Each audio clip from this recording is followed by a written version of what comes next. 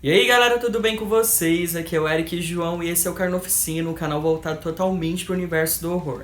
E no vídeo de hoje a gente vai continuar nossa saga aí com os melhores filmes de terror da década de 80. Peço desculpas pela demora, que o mês de outubro foi bem corrido pra gente, então não deu pra fazer muita coisa, mas a gente trouxe aqui de volta, tá? A continuação dessa saga, certo? Mas antes do vídeo começar, deixa aquele like aí, se inscreve no canal, dá essa força aí pra gente, tá bom? Pra gente bater a meta aí de 10 mil inscritos até o final do ano. Conto com vocês, tá bom? Então chega de enrolação e bora pra vinheta.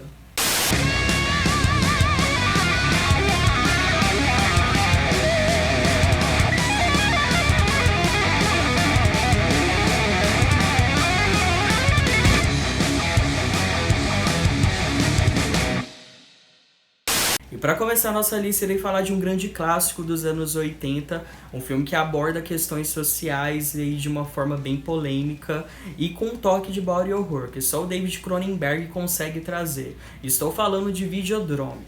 Max é dono de uma pequena emissora de televisão a cabo que capta imagens de vídeo snuff, que seriam cenas de pessoas que eram realmente torturadas e mortas. Inicialmente, sinais pareciam vir da Malásia, mas depois descobre-se que eram gerados em Pittsburgh.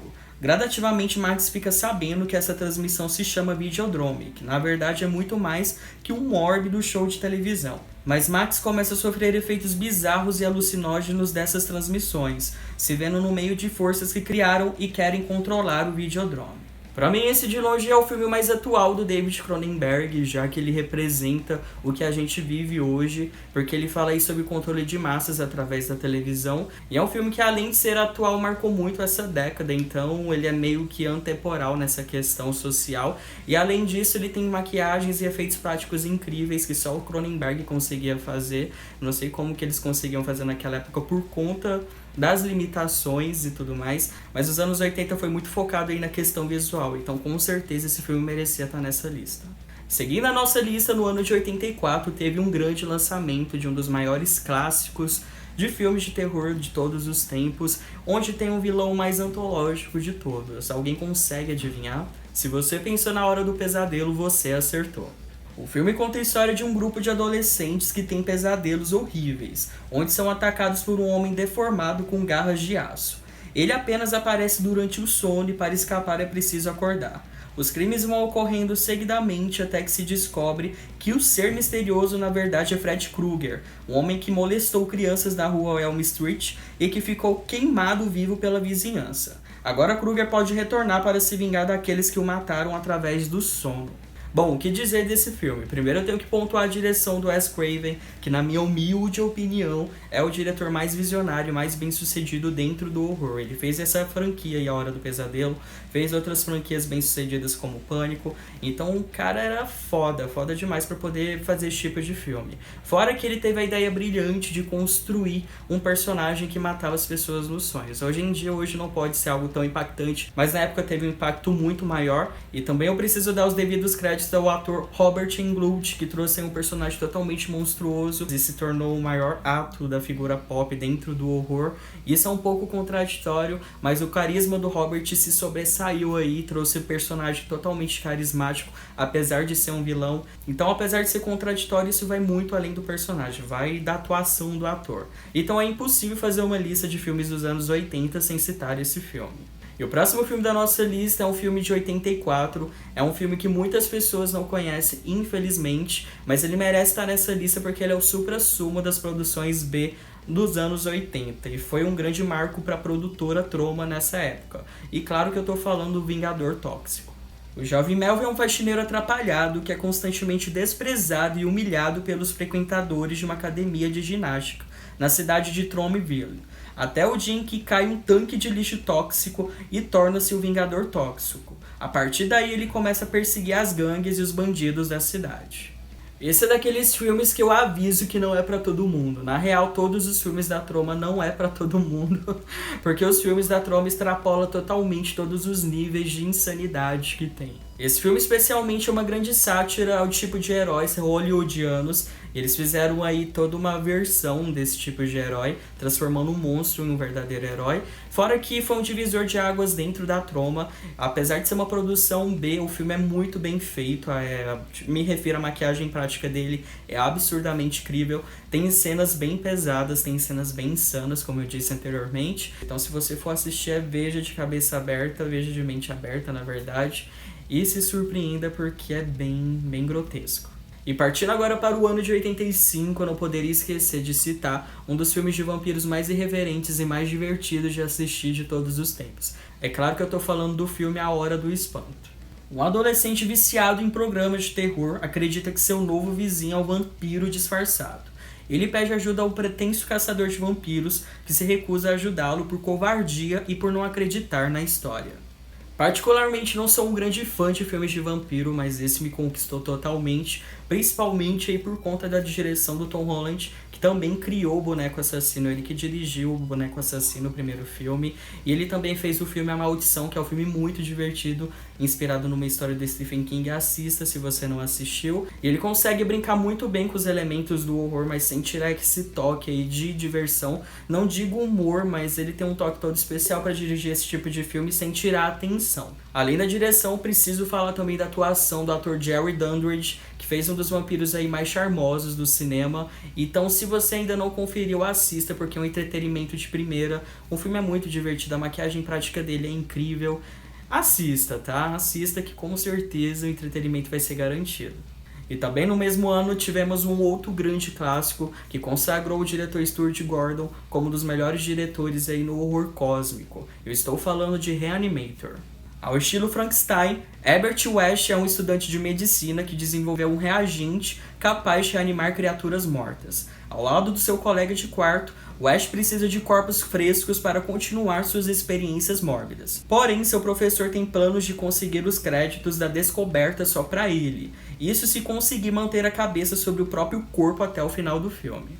Reanimator é outro filme que marcou muito a década de 80. O Stuart Gordon trouxe de volta, em um cenário que só tinha filmes slasher, essa pegada aí de horror cósmico, que é bem interessante, era totalmente fora da bolha pra época. Além de dar vida ao personagem Herbert West, que foi interpretado magistralmente pelo Jeffrey Combs, que eu sou um baita fã desse ator, e é uma adaptação direta de um dos contos do H.P. Lovecraft. Esse filme, apesar de ser uma produção B, ele não peca em nada na questão de efeitos especiais. Muito pelo contrário, os efeitos práticos dele são incríveis. Como eu já falei, os anos 80 eu acho que foi um marco dentro desse cenário de maquiagem e tudo mais. Então sim, esse filme merece estar nessa lista. É meio que obrigatório para todo fã de horror assistir. E o próximo filme também é de 85 e talvez o mais divertido dessa lista. A famosa frase "eu quero miolos" te faz pensar em algum filme? Sim, estou falando de A Volta dos Mortos-Vivos. Dois empregados de um armazém de medicamentos encontram no subsolo de um estabelecimento barris do exército lacrados e acidentalmente liberam um gás mortal no ar. Esse gás acaba reanimando os mortos de um cemitério próximo que vão querer apenas uma coisa dos vivos: seus miolos. Acho que já perdi as contas de quantas vezes eu já assisti esse filme. Sempre que eu tô pra baixo, cabisbaixo, coloco ele pra assistir porque ele é muito divertido, é um filme muito gostoso. Ele é uma clara homenagem ao filme A Noite dos Mortos-Vivos, se passando um pouco por uma continuação, mas na verdade esse tem a própria história. É um filme com um tom mais cômico, é um filme bem grotesco, é um filme bem divertido, é outro que é um entretenimento perfeito para qualquer pessoa assistir. E apesar também de ser uma produção bem, é um filme feito com muito carinho, às vezes eu fico chocado no carinho que eles tiveram com esse filme, principalmente na parte da maquiagem, que é impressionante. Sim, eu vou estar frisando sempre a maquiagem na década de 80, se acostumem, porque a maquiagem desse filme é completamente sensacional. Então assista esse filme se você não conferiu, por favor, assista e assista. E também de 85, para vocês verem que nos anos 80 não tem como a gente fazer só um vídeo, tanto que vai ter a terceira parte, viu? Não tem como colocar todos os filmes aqui. Eu vou falar para vocês agora de um filme que, na minha opinião, é meu favorito dessa lista. Eu amo demais esse filme, pena que ele não é tão conhecido. Esse filme veio diretamente da Itália e assim que terminar esse vídeo eu exijo que vocês assistam esse filme, tá? Isso é uma ordem. Estou falando de Demons. Duas jovens são convidadas para a reinauguração de um antigo cinema, onde será exibido um filme de horror. Antes da sessão, uma garota se machuca ao colocar uma sinistra máscara prateada exposta no lobby do cinema. Quando a projeção começa, a situação se repete na tela. Um personagem do filme que está sendo exibido se fere com uma máscara e se transforma num demônio assassino. Não demora muito para a situação se repetir fora da tela, e o que era ficção acaba se transformando num terrível pesadelo.